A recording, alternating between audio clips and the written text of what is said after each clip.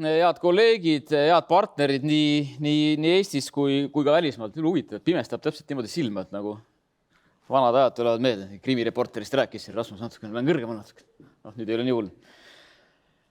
Tahaks öelda, et hea teema, kui me räägime lähisuhtevägivallast, aga teatud nurgalt loomulikult on ju ainult hea teema, et ühtepidi loomulikult hea, et me sellest räägime. Mul on väga hea meel, et me vahetame praktikaid, täna kuulame, millised on olnud head praktikad lähinaabrite juures. Mul on hea meel, et me räägime sellest vaimse vägivalla poolest, mis on siiamaani, eks ole, selline, me räägime, et seda vaimset vägivalda on väga palju lähisuhtes, aga puhtalt vaimne vägivald meil täna mitte kuidagi ei ole ka kriminaliseeritud. Kas kõik ka peab olema kriminaliseeritud?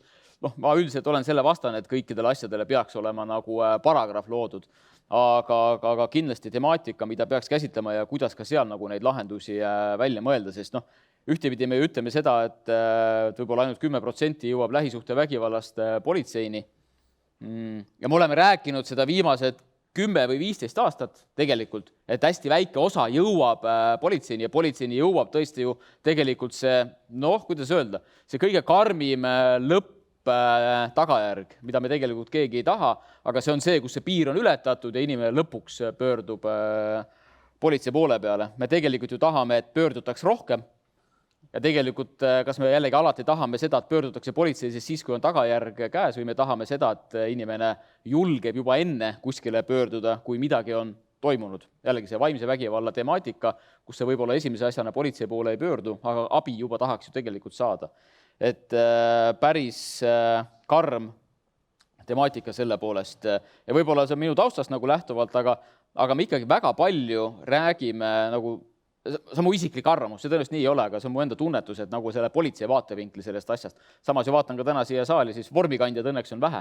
Võib-olla paljud on ka erariietes, aga see ongi minu arust nagu hea, et kogu aeg seda ennetavat poolt, kust on väga palju erinevate partnerite rolli hästi palju sees, et seda nagu on rohkem sees. Seda nagu olnud ka, aga mul on endalt tunnetus, et võib-olla peaks olema nagu rohkem. Aga veel kord, see võib ka minu enda viga olla, et lihtsalt milliseid allikaid mina võib-olla nagu rohkem tarbin või kellega suhtlen. Ja veel lähisuhte vägivallast see ohver, eks ole, võib olla seal kaudsemalt või lähedalt ükskõik, kes, olgu ta mees, olgu ta naine, olgu ta laps. Ma olen igati nõus sellega, et tähelepanu pööramine lapsele, keda annab veel ühtepidi nagu mõjutada sellest karmidest keerdkäikudest välja tuua, välistamaks seda, et tema tulevikus ei oleks selline, nagu on tema ema või tema isa.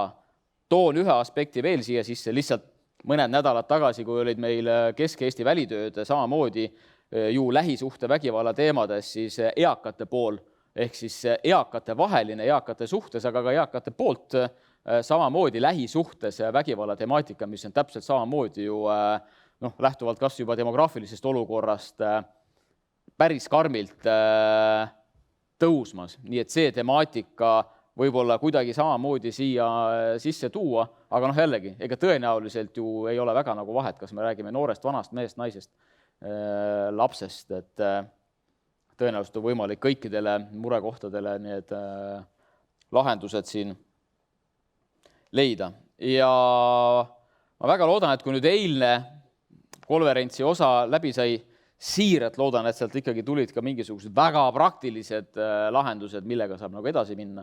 Ja ka selle tänase kohtumise osas minu ootus ikkagi alati on ka see, et ei jääks nagu ainult selliseks jutuajamiseks ja mõtete vahetamiseks, vaid me päriselt ka siit saame ära minna sellisena, et meil tuleb siit kaasa üks asi, mida me saame võib-olla aasta, võib-olla paari kuu, võib-olla 2 aasta pärast nagu käega katsuda nii öelda, et see sai siit alguse, nüüd tegime ära, tundub, et see on nagu mõistlik asi, kuidas ennetada lähisuhte vägivalda ja kui täna on fookuses just see vaimne pool, siis miks mitte just nimelt selles osas väga konkreetne see lahendus meil siit tulla võiks, et see oleks oluline. Et ei jääks need head mõtted ainult siia ruumi. Et soovin teile jõudu ja jaksu tänaseks, et võtke kõik sisse, mis vähegi nagu võtta on, aga andke ka oma poolt nagu tagasi ja reaalselt praktilised lahendused on need, kus minul kindlasti see ootus oleks, et siit need välja tulevad. Seda potentsiaali siin saalis on ikka meeletult palju selleks. Nii Eestist kui ka väljaspool Eestit. Nii et aitäh teile ja jõudu!